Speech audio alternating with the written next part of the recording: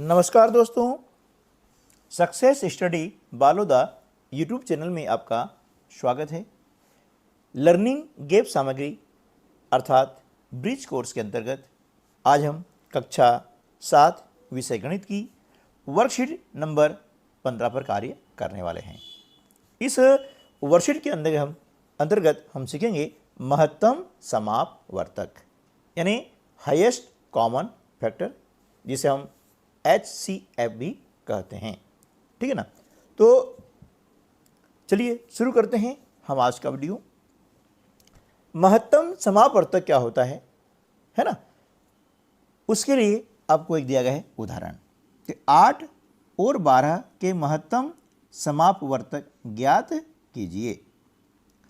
8 और 12 का महत्तम समापवर्तक हमने पिछले वीडियो में सीखा था कि गुणनखंड कैसे ज्ञात करते हैं, है ना। तो हमने यहाँ 8 के गुणनखंड ज्ञात कर लिए हैं, जिसके गुणनखंड है 1, 2, 4, 8। 12 के गुणनखंड हैं, है ना। 12 के गुणनखंड हैं 1, 2, 3, 4, 6 और 12। अब हम निकालेंगे सार्व गुणनखंड। तो सार्व गुणनखंड यानी जो गुणनखंड दोनों में उभयनिष्ठ है, यानी दोनों में पाए जाते हैं। ठीक है ना। तो हम देख रहे हैं एक इसमें भी है और एक इसमें भी है, तो ये आपका हो गया सार्व गुणनखंड। 2 इसमें भी है और इसमें भी 2 है, इसलिए 2 भी क्या हो गया आपका सार्व गुणनखंड। इसी प्रकार से 4 भी दोनों में पाया जा रहा है, इसलिए हमने इसको बाहर निकाल लिया है, यानी ये हो गया आपके सार्व गुणनखंड। ठीक है ना। अब इन्हें सार्व गुणनखंडों में सबसे बड़ा गुणनखंड यानी अपवर्तक कौन सा है? 4 है। इसलिए 8 और 12 का महत्तम समापवर्तक हो जाएगा 4। महत्तम समापवर्तक का मतलब होता है सबसे बड़ा सार्व गुणनखंड, है ना। सबसे बड़ा सार्व गुणनखंड। तो गुणनखंड को हम बोलते हैं अपवर्तक, है ना, और इंग्लिश में कहते हैं फैक्टर।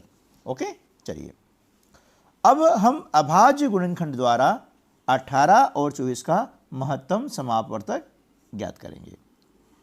18 और 24 का महत्तम समापवर्तक, इसमें हम क्या करते हैं कि 18 और 24 का अलग अलग हम अभाज्य गुणनखंड ज्ञात कर लेते हैं। क्या ज्ञात कर लेते बेटा? अभाज्य गुणनखंड।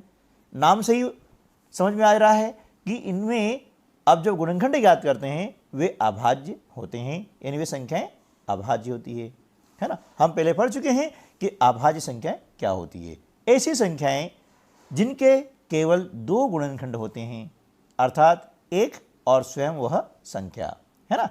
यानी सरल भाषा में ये कह सकते हैं कि अभाज्य संख्या स्वयं के पहाड़े के अलावा किसी अन्य के पहाड़े में नहीं आती है। ठीक है ना। जैसे 2, 3, 5, 7, 11, 13, 17, 19 आदि, ये कहलाती है अभाज्य संख्याएं, और ये अभाज्य संख्याएं किसी अन्य के पहाड़े में नहीं आती है स्वयं के अलावा। ठीक है ना। तो 18 में हमने 2 का भाग लगाते हैं, 9 बार जाता है। 9 में 3 का भाग लाया, 3 बार जाता है, और 3 एकम 3। इस प्रकार से 18 के अभाज्य गुणनखंड हो गए हैं 2 गुणा 2, 2 गुणा 3 गुणा 3, है ना। इसी प्रकार से हम 24 के निकाल लेते हैं अभाज्य गुणनखंड। 24 में 2 का भाग लगाते हैं तो कितना आता है? 12। 12 में 2 का भाग लगाएंगे तो 6 आता है। 6 को हमने 2 से डिवाइड किया, कितना आया? 3। अब 3 में 3 का भाग लगाया तो 1 आ जाता है, यानी हमारी यहाँ प्रक्रिया खत्म हो गई है। अब यहाँ पर इसके नीचे लिख लेंगे 24 के अभाज्य गुणनखंड बराबर 2 गुणा 2 गुणा 2 गुणा 3। अब क्या करेंगे? इनमें से हम निकालेंगे सार्व गुणनखंड। क्या निकालेंगे?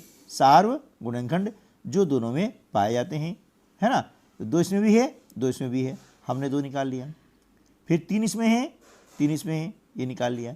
अब इसमें 2 हैं लेकिन आगे इसमें 2 नहीं है, इसलिए छोड़ देते हैं।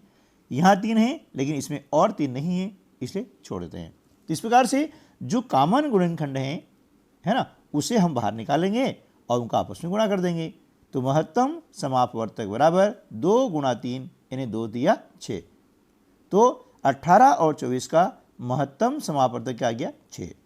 देखिए अब महत्तम समापवर्तक क्या है कि वह बड़ी से बड़ी संख्या है जिसका दी गई संख्याओं में पूरा पूरा भाग जाता है। आप देख रहे हैं 6 का भाग 18 में जा रहा है और 6 का पूरा पूरा भाग 24 में भी जा रहा है, ठीक है ना, इसलिए 6 क्या हो गया महत्तम समापवर्तक, ठीक है ना। चलिए आगे हम अभ्यास कर लेते हैं। निम्नलिखित संख्याओं के महत्तम समापवर्तक ज्ञात कीजिए, ठीक है ना। तो यह 18 और 48 का, तो देखिए इस प्रकार से निकालेंगे। 18 के हम निकालते हैं अभाज्य गुणनखंड और इस प्रकार से 48 के भी हम निकालेंगे अभाज्य गुणनखंड, ये अलग अलग निकालते हैं ना। 18 में 2 का भाग जाता है कितनी बार 9 बार। अब 9 में किसका भाग जाएगा 3 का, कितनी बार 3 तिया 9 3 बार, फिर 3 एकम 3। 48 में 2 का भाग लाएंगे। अच्छा ध्यान दीजिएगा कि जब तक 2 का भाग आता है ना तब तक हम क्या करेंगे 2 का ही भाग लगाएंगे, है ना। तो 2 दूनी 4 2 चौके 8, कितनी बार गया 24 बार। अब 24 में फिर 2 का भाग जाता है, भाग रहा है हमने, ये गया 12 बार। 12 में 2 का भाग लाएंगे 6 बार। 6 में 2 का फिर भाग जाएगा 2 तिया 6 3 बार और 3 एकम 3, ठीक है ना। इस प्रकार से करने के बाद हम क्या करेंगे, यहाँ पर नीचे लिखेंगे 18 के अभाज्य गुणनखंड 2 गुणा 3 गुणा 3। 48 के लिखेंगे अभाज्य गुणनखंड 2 गुणा 2 गुणा 2 गुणा 2 गुणा 3 और यहाँ पर हम लिख लेंगे महत्तम समापवर्तक, ये इसका मैं लिख रहा हूँ शॉर्ट फॉर्म में, है ना। अब जो दोनों में कॉमन है, देखिए 2 इसमें भी है और 2 इसमें भी है ना। तो हमने क्या किया, इसको हमने बाहर निकाल लिया, ठीक। अब इसमें भी 3 है और इसमें भी 3 है ना। तो हमने क्या किया 3 जो है बाहर निकाल लिया और इसका हम कर देंगे गुणा, है ना। तो 2 तिया 6, ठीक है ना। तो इस प्रकार से ये हमारा महत्तम समापवर्तक क्या हो गया 6, है ना। महत्तम समापवर्तक क्या हो गया 6 हो गया, है ना। यानी महत्तम समापवर्तक वह बड़ी से बड़ी संख्या है जिसका दी गई संख्याओं में पूरा पूरा भाग चला जाता है, ठीक है। चलिए एक प्रश्न और कर लेते हैं, है ना, समझने के लिए, ताकि आपको ये समझ में अच्छे से आ जाएगा। मान लिया कि 16 है ना और 48 है ना, इन दोनों का हम निकालते हैं महत्तम समापवर्तक। तरीका वही है कि दोनों के अलग अलग हम क्या करेंगे अभाज्य गुणनखंड ज्ञात कर लेंगे। 2 में है ना 16 में 2 का भाग लगाते हैं 8 बार जाता है। 8 में फिर 2 का भाग लाएंगे 2 चौके 8 4 बार। 4 में फिर 2 भाग लाया 2 दूनी 4 और 2 एकम 2। 48 में 2 का भाग लगाते हैं तो कितनी बार जाएगा 24 बार। 24 में 2 का भाग लगाया 12 बार। 12 में 2 का भाग लगाया 6 बार। 6 में 2 का भाग लगाते हैं 3 बार और 3 एकम 3। अब यहाँ पर हम लिख लेंगे 16 के अभाज्य गुणनखंड 2 गुणा 2 गुणा 2 गुणा 2, है ना। और यहाँ पर लिख लेंगे 48 के अभाज्य गुणनखंड 2 गुणा 2 गुणा 2 गुणा 2 गुणा 3 और हम निकालते हैं महत्तम समापवर्तक, यानी जो भी इसमें अपवर्तक हैं, अपवर्तक यानी गुणनखंड जो कॉमन है ना हम बाहर निकाल लेते हैं। ये 2 इसमें भी है 2 इसमें भी है, हमने 2 निकाल लिया। फिर 2 इसमें है ये 2 इसमें है, इसको निकाल लिया, यहाँ बीच में गुणा के रूप में लिख दिया। फिर 2 इसमें है फिर 2 इसमें भी है गुणा 2, इसमें 2 है और इसमें भी 2 है गुणा 2, ठीक है ना। अब इन अभाज्य गुणनखंडों का हम आपस में गुणा कर लेते हैं। 2 दूनी 4 4 दूनी 8 8 दूनी 16।